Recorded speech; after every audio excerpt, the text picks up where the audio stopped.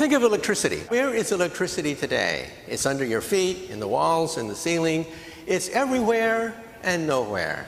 And the word electricity has disappeared from the English language. No one says the word electricity anymore. Yeah. That's the future of the computer. The future of the computer is to disappear. The word computer will disappear from the English language, and children already are adjusting to this. When children go up to the TV screen, the first thing they do is they try to flip the TV screen. They talk to inanimate things thinking that they're going to talk back to them.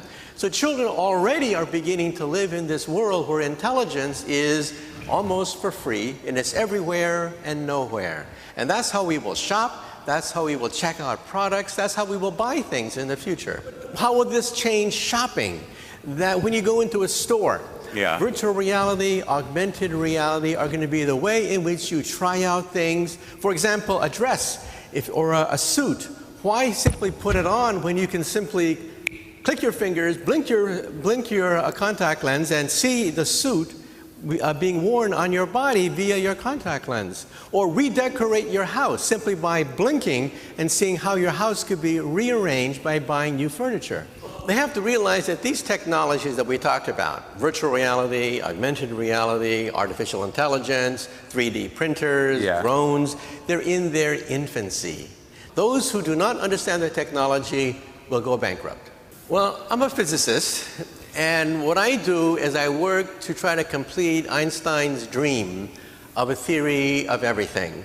We want an equation no more than 1 inch long that will allow us to, quote, read the mind of God. Wow. A final theory.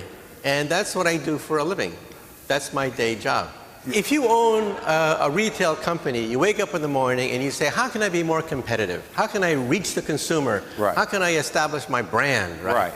When we physicists wake up in the morning, we say, I want to create a universe. If I create a universe, what kind of universe do I want? What kind of black holes, stars, galaxies, atoms do I want? And then you try to, juggle your equations to see how close you come to the actual black holes, the actual stars and galaxies that exist. Some people say, what do I do during the day? It's sort of like being a composer. A composer has melodies in their head, and then once in a while they get a piano and plunk down a few melodies, and then they go back to playing with melodies in their head again. I do that with equations.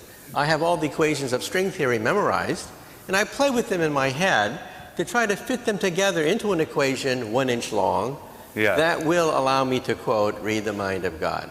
That's what I do for a living.